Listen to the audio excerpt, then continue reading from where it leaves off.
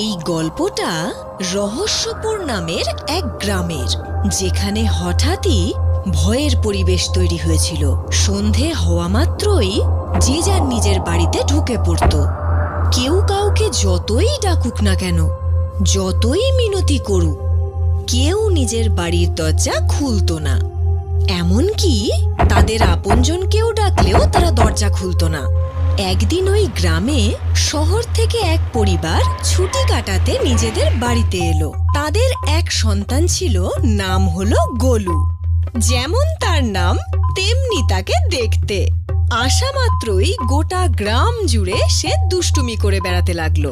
কিন্তু সন্ধে হওয়া মাত্রই যেই না সবাই নিজের নিজের বাড়িতে ঢুকে দরজা বন্ধ করে দিল, গোলু তখন চিন্তায় পড়ে গেল।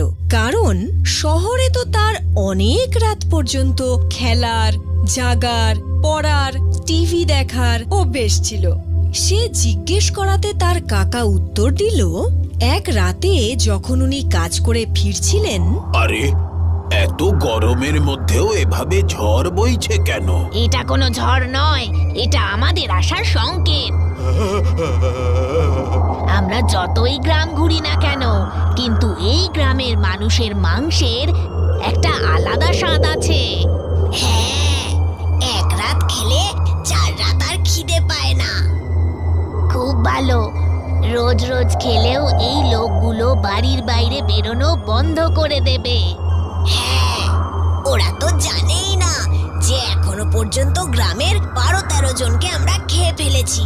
আর কেউ জানতেও পারবে না, কারণ আজ পর্যন্ত আমাদের চোখ থেকে কোনো শিকার বেঁচে ফিরে যেতে পারেনি।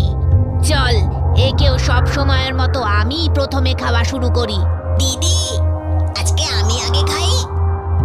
না, বড় দিদি আগে খাবে।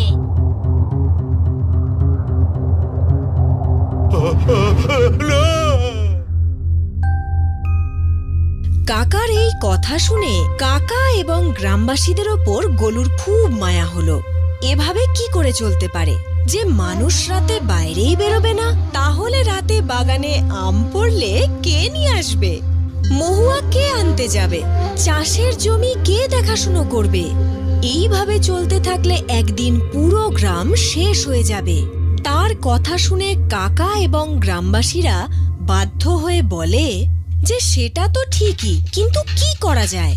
কিন্তু গোলু 2 রাত ঘুমোতে পারল না, আর বারবার তার কাকার বলা কথাগুলো মনে করতে লাগলো, আর কি উপায় বের করা যায় ভাবতে লাগলো। আর এক রাতে